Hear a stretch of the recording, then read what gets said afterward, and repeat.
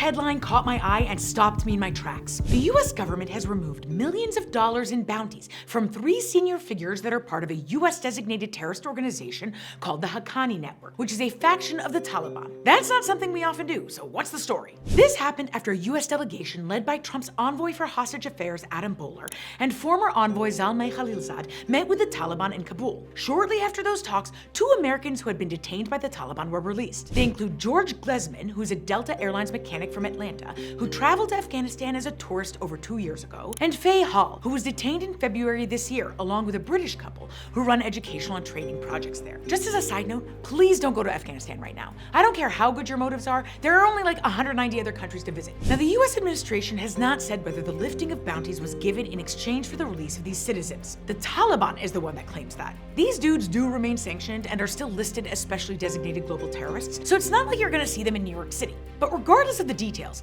this kind of meeting and negotiation with the Taliban is a big deal, and it indicates a whole new policy and approach. As a rule, the US doesn't negotiate directly with terrorists. That's not a Democrat or Republican thing, it's just always how it's been. The reason for that is because you don't want to legitimize terrorist groups and elevate their standing, and also because the US doesn't want to be in situations where terrorist groups are demanding and getting things directly from the US government. Now, it's not the first time the Trump administration has negotiated with a terrorist group. Just a while ago, Boehler and the US Special Envoy for Middle East met directly with Hamas. They were trying to negotiate the release of 5 American hostages still in Gaza, one of whom is alive. But the negotiations didn't work, and they received a lot of criticism in Washington and Israel. Secretary Rubio said it was a one-off event, but I'm not so sure. Here's the thing I'm struggling with. If direct negotiations and the lifting of these bounties, which is not the biggest thing for us to give, resulted in the release of 2 American citizens, then is this policy worth considering? When this happened, the Taliban touted these talks as a major victory, which gave me the ick. But it also emboldened voices within the Taliban that have been pushing it to pull back on its hardline policies, arguing that if they do,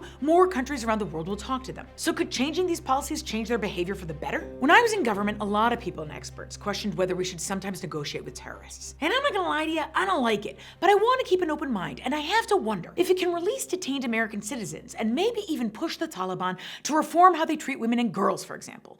Could negotiations of this kind be worth exploring? I don't think it's a one-size-fits-all, but I'd love to hear your thoughts, so please let me know in the comments below.